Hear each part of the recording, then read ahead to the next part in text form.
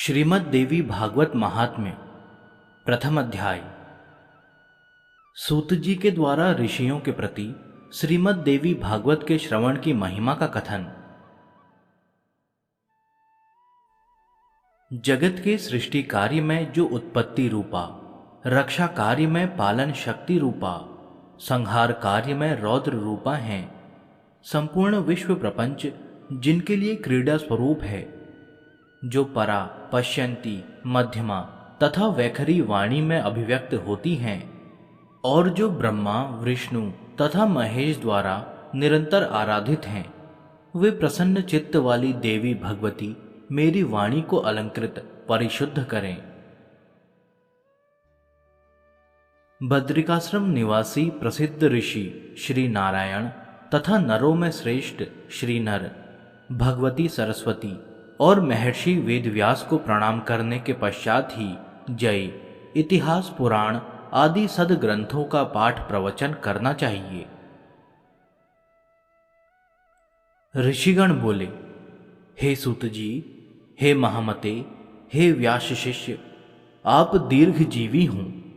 आप हम लोगों को नानाविध पुण्य प्रदायिनी एवं मनोहारिणी कथाएं सुनाते रहते हैं।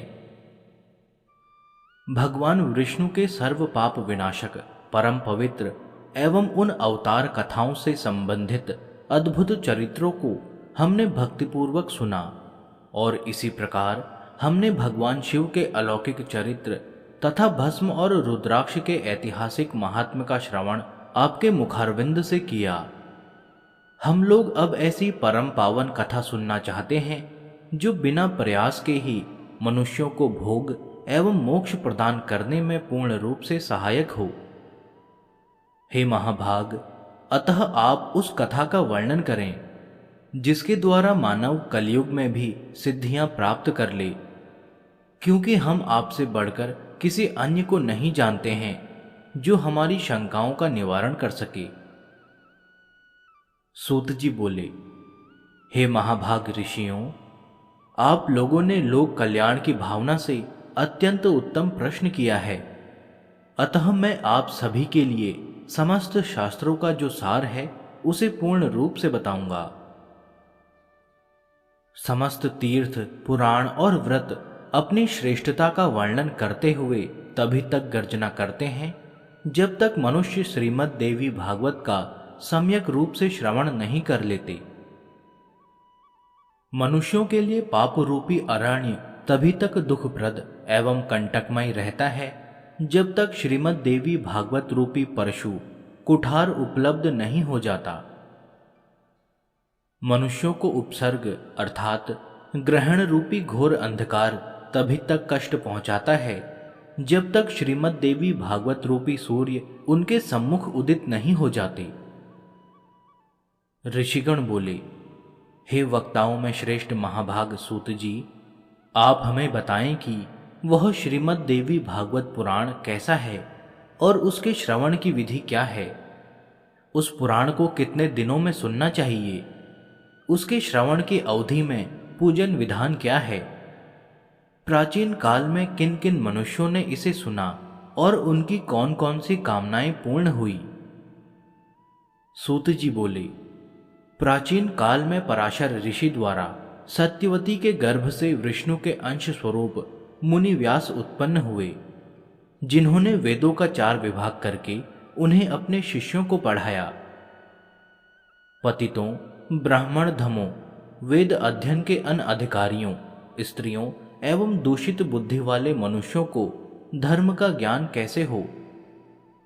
मन में ऐसा विचार करके भगवान बादरायण व्यास जी ने उनके धर्म ज्ञानार्थ पुराण संहिता का प्रणयन किया।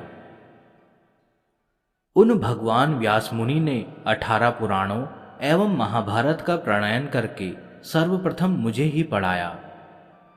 उन पुराणों में श्रीमद् देवी भागवत पुराण भोग एवं मोक्ष को देने वाला है। व्यास जी ने राजा जन्मेजय को यह पुराण स्वयं सुनाया था।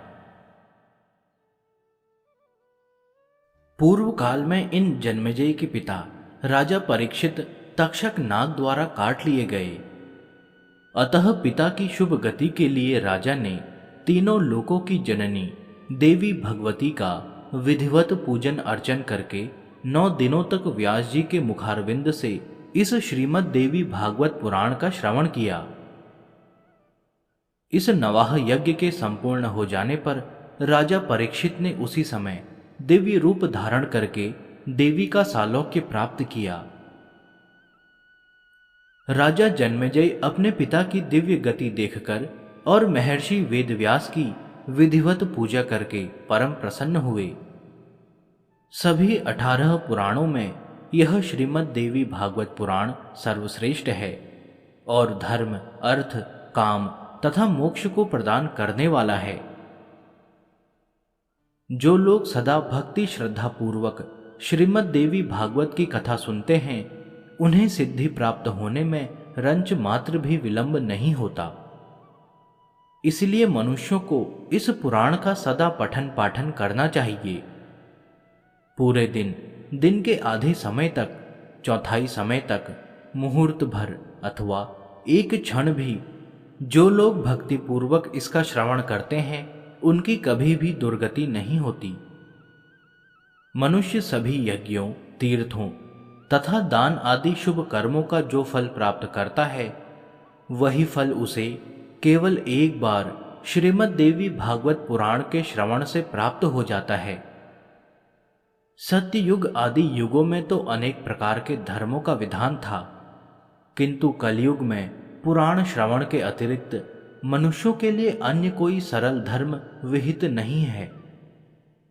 कलयुग में धर्म एवं सदाचार से रहित तथा अल्प आयु वाले मनुष्यों के कल्याण के लिए महर्षि वेदव्यास ने अमृत रसमय श्रीमद् देवी भागवत नामक पुराण की रचना की। अमृत के पान से तो केवल एक ही मनुष्य अजर अमर होता है, किंतु भगवती का कथारूप अमृत संपूर्ण कुल को ही अजर अमर बना देता है।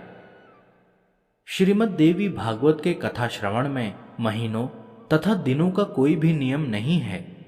अतएव मानवों द्वारा इसका सदा ही सेवन, पठन, श्रवण किया जाना चाहिए। आश्विन, चैत्र, माघ तथा आषाढ़ इन महीनों के चारों नवरात्रों में इस पुराण का श्रवण विशेष फल प्रदान करता है। अतएव श्रीमद् देवी भागवत का यह नवाह यज्ञ समस्त पुण्य कर्मों से अधिक फलदायक होने के कारण मनुष्यों के लिए विशेष पुण्यप्रद कहा गया है। जो कलुषित हृदय वाले, पापी, मूर्ख, मित्रद्रोही, वेदों की निंदा करने वाले, हिंसा में रत और नास्तिक मार्ग का अनुसरण करने वाले मनुष्य हैं, वे भी कलयुग में इस नवाह यज्ञ के अनुष्ठान से पवित्र हो जाते हैं। जो मनुष्य दूसरों के धन तथा पराई स्त्रियों के लिए लालायित रहते हैं, पाप के बोझ से दबे हुए हैं और गौ, ब्राह्मण, देवताओं की भक्ति से रहित हैं, वे भी इस नवाह यज्ञ से शुद्ध हो जाते हैं। जो फल कठिन तपस्याओं, व्रतों, तीर्थ सेवन, अनेक विध दान, नियमों, यज्ञों, हवन एवं जप आदि के करने से प्राप्त नहीं होता, वह फल मनुष्यों को श्रीमद् देवी भागवत के नवाह यज्ञ से प्राप्त हो जाता है। हे विप्रों, गंगा, गया, काशी, नैमिषारण्य, मथुरा, पुष्कर तथा बद्रिकारण्य भी मनुष्यों को उतना शीघ्र पवित्र नहीं कर पाते जितना कि श्रीमद् देवी भागवत का यह नवाह यज्ञ लोगों को पवित्र कर देता है। अतएव श्रीमद् देवी भागवत पुराण सभी पुराणों में श्रेष्ठतम है। इसे धर्म, अर्थ, काम तथा मोक्ष की प्राप्ति का उत्तम साधन माना गया है। जो आश्विन महीने के शुक्ल पक्ष में सूर्य के कन्या राशि में पहुंचने पर महाअष्टमी तिथि को स्वर्ण सिंहासन पर स्थित देवी के प्रीतिपद श्रीमद् देवी भागवत ग्रंथ का पूजन करके उसे किसी योग्य ब्राह्मण को श्रद्धापूर्वक देता है, वह देवी के परम पद को प्राप्त करता है। जो मनुष्य प्रतिदिन श्रीमद् देवी भागवत पुराण के एक अथवा आधे श्लोक का भी भक्तिपूर्वक पाठ करता है, वह जगदम्बा का कृपा पात्र हो जाता है। महामारी से उत्पन्न उपद्रवों के भीषण भय तथा समस्त प्रकार के उत्पात, उल्कापात, भूकंप, अतिवृष्टि, अनावृष्टि आदि इस श्रीमद् देवी भागवत पुराण के श्रवण मात्र से विनष्ट हो जाते हैं। बाल ग्रहों अर्थात स्कंद ग्रह, स्कंदापस्मार, शकुनी, रेवती, पूतना, अंधपूतना, शीतपूतना, मुखमंडिका और नैगमेश तथा भूत प्रेत आदि से उत्पन्न भय इस श्रीमद् देवी भागवत पुराण के श्रवण से बहुत दूर से ही भाग जाते हैं। जो व्यक्ति भक्तिभाव से देवी के इस भागवत पुराण का पाठ अथवा श्रवण करता है वह धर्म, अर्थ, काम और मोक्ष प्राप्त कर लेता है। इस श्रीमद् देवी भागवत पुराण के श्रवण से वसुदेव जी प्रसेन को खोजने के लिए गए हुए और बहुत समय तक न लौटे हुए अपने प्रिय पुत्र श्री कृष्ण को प्राप्त करके प्रसन्न हुए। जो मनुष्य भक्ति पूर्वक इस श्रीमद् देवी भागवत पुराण की कथा को पढ़ता है तथा इसका श्रवण करता है वह भोग तथा मोक्ष दोनों प्राप्त कर लेता है। अमृत स्वरूप इस श्रीमद् देवी भागवत के श्रवण से पुत्रहीन मनुष्य पुत्रवान हो जाता है, दरिद्र व्यक्ति धन से संपन्न हो जाता है तथा रोगग्रस्त मनुष्य रोग से मुक्त हो जाता है। वंध्या स्त्री, एक संतान वाली स्त्री अथवा वह स्त्री जिसकी संतान पैदा होकर मर जाती हो, वे भी श्रीमद् देवी भागवत पुराण सुनकर दीर्घ आयु वाला पुत्र प्राप्त करती हैं। जिस घर में नित्य श्रीमद् देवी भागवत पुराण का पूजन किया जाता है वह घर तीर्थ स्वरूप हो जाता है तथा उसमें निवास करने वाले लोगों के पापों का नाश हो जाता है। जो मनुष्य अष्टमी, नवमी अथवा चतुर्दशी तिथियों को श्रद्धापूर्वक इसे पढ़ता या सुनता है वह परम सिद्धि को प्राप्त करता है। इस श्रीमद् देवी भागवत पुराण का पाठ करने वाला ब्राह्मण वेद वेत्ताओं में अग्रगण्य हो जाता है, क्षत्रिय राजा हो जाता है, वैश्य धन संपदा से संपन्न हो जाता है और शूद्र भी इसके श्रवण मात्र से अपने कुल, बंधु बांधवों के बीच श्रेष्ठता प्राप्त कर लेता है।